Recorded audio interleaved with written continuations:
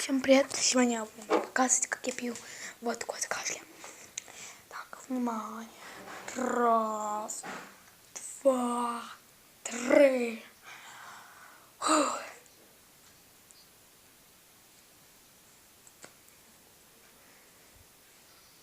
Гадость. Пектолан плюс самая гадкая вещь в мире.